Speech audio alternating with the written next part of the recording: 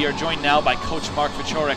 And Coach, despite not getting the win, you have to admit that your team played much better tonight than they did yesterday. Absolutely. Played with a lot more heart tonight. We had that game, 2 5-minute majors, especially at the same time, hurt.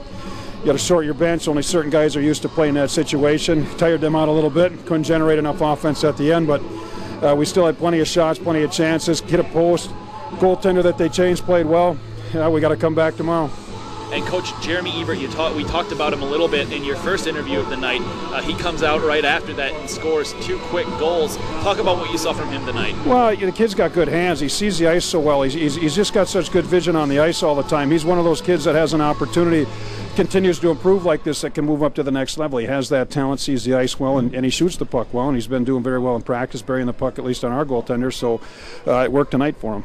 And we've been, as a broadcast team, the last couple nights, been very impressed with Chase Engdahl. Talk a little bit about his play at the end of that game. Well, again, he's got such good feet, and again, he's got good speed. He comes up, and again, he's a guy that he's playing the system, moves and stays to the open ice, and when they do that, and guys have been finding him coming up the ice or taking it out of our own end, and blocking shots defensively. Again, he's a kid that might not be here next year because he's continuing to improve as he is. And you're looking at players standing up for each other in this game, a lot more physical than it was yesterday. Did you talk to your team and say this, or did they come about that on their own and decide that they're going to start going hard to the net for each other? Well, we needed to know we take the body a little bit more, dump the puck, and nothing hard on a defenseman when you dump the puck and you're getting run all night. So we did that tonight, and it created some opportunities. Our points were wide open tonight. We finally figured that out a little bit to get some more shots, but it's one of those things. You have to come and play every night. Again, that's all part of the game, the physical part of it. I don't need guys to run them through the boards, but takeouts are the key. Take their hands away so they can't make plays. You can see we limited their shots a little bit more, except for the 5-on-3s. You take those 8 minutes away, and they probably generated about 15 shots in that time. You take them away, it's a different ballgame.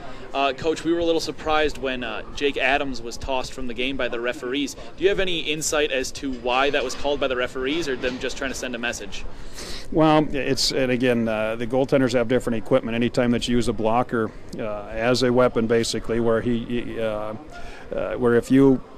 it appears that you've hit somebody, allegedly, they can give you a match penalty for that, and that's what happened at this point. They're going to review it to make sure it's not a match. If it is, he can play again tomorrow. If it isn't, if it is a match, he can't play until it's reviewed. If it isn't, then we'll see him probably playing again tomorrow. So it's one of those situations that, a pile up in there. He stuck up for his guy, and unfortunately then Brandon comes in. We get a check from behind.